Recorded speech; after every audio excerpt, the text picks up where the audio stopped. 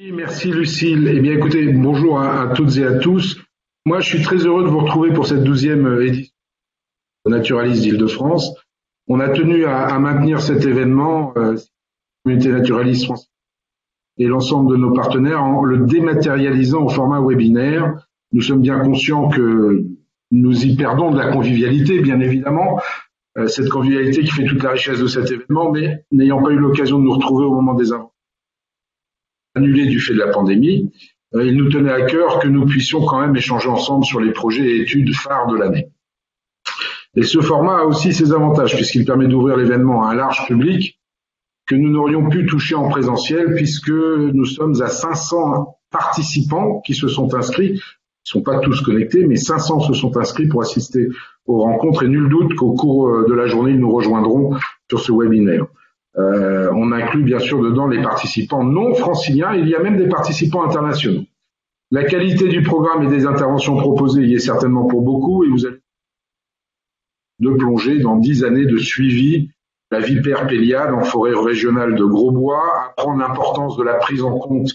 des mollusques millimétriques dans la gestion des espaces naturels, découvrir les premières briques du tout nouveau plan régional d'action des papillons de jour, revenir également sur 30 années de suivi floristique d'une commune francilienne, évaluer les effets des connectivités paysagères sur la biodiversité des communautés végétales des pelouses calcicoles d'Île-de-France, pour terminer par le traditionnel retour sur les faits marquants naturalistes de l'année. En parlant de faits marquants, il y en a eu plusieurs pour l'équipe du pôle observatoire de l'ARB Île-de-France cette année, avec notamment le départ de Maxime Zouka. Après 7 années passées à nos côtés, j'aimerais aujourd'hui saluer l'excellence et la richesse du travail qu'il a pu réaliser au sein de l'agence et je lui souhaite la plus grande des réussites dans la suite de sa carrière professionnelle. D'autres personnes sont entre-temps venues enrichir les rangs de notre équipe naturaliste avec en premier lieu la pérennisation du poste d'Iminki Johan, dont vous avez pu suivre le remarquable travail dans le cadre de notre étude Grooves et qui est venu étouffer notre équipe, notamment via ses compétences entomologiques et qui travaillera entre autres en 2021 à la finalisation de la liste rouge régionale des reptiles et amphibiens et au rendu suite à l'étude ERC que nous avons présentée l'année dernière et nous appuiera aussi sur de nombreuses études menées par l'agence.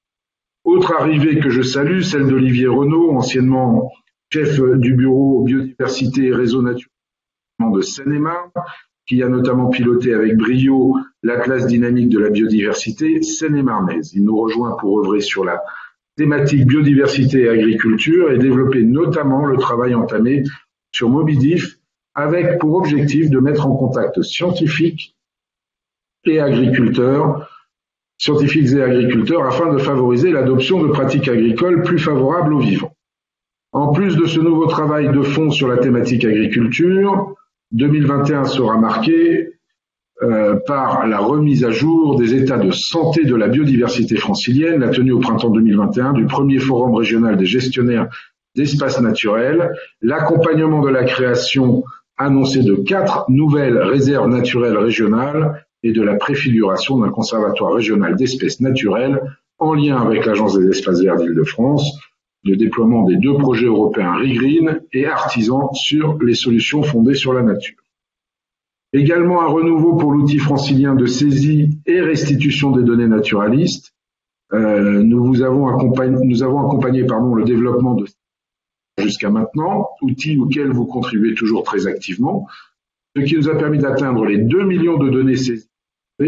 Encore un grand merci pour votre implication, véritable socle d'une connaissance toujours croissante de la biodiversité régionale et de son évolution et permettant de porter alerte pour sa meilleure protection.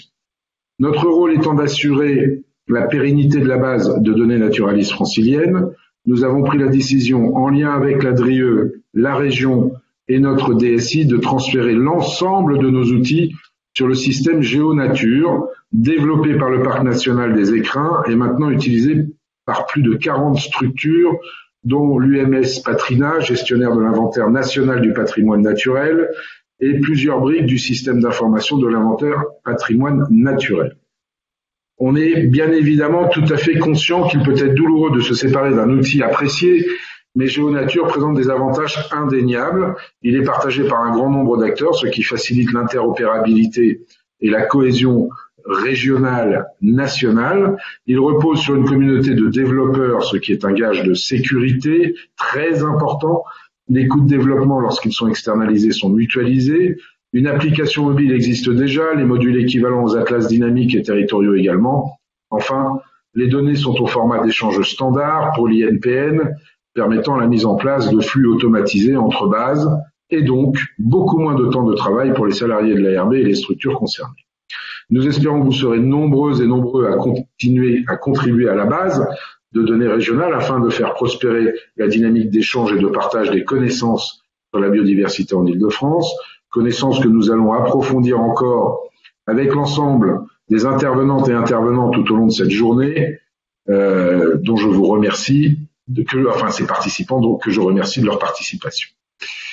Je voudrais également remercier l'équipe de l'ARB organisatrice de ces rencontres, qui a œuvré sur la confection du programme et la mise en œuvre de cet événement, et tout particulièrement Lucille et Ophélie, qui assurent aujourd'hui, d'après ce que j'ai compris, alors Lucille va être devant et Ophélie en backup. Lucille va faire l'animatrice et Ophélie sera en backup. N'hésitez pas à utiliser le chat, on vous l'a déjà dit, non pas pour poser vos questions, mais pour chatter entre vous, et l'onglet questions, alors c'est en anglais un Q&A, donc questions et réponses, pour poser vos questions, et toute l'équipe de l'ARB et les intervenants sont là pour vous répondre. Je vais laisser donc la parole à Lucille, votre animatrice pour la matinée, et je voudrais remercier avant tout les animateurs qui seront présents. Donc on l'a dit, il y a Lucille, mais il y a aussi Grégoire, il y a Eminki qui seront là effectivement pour passer la journée avec vous et animer cette rencontre. Donc un grand merci à vous tous et très bonne rencontre naturaliste, et à très très vite, je l'espère en présentiel, ce sera un petit peu plus convivial. Merci à vous.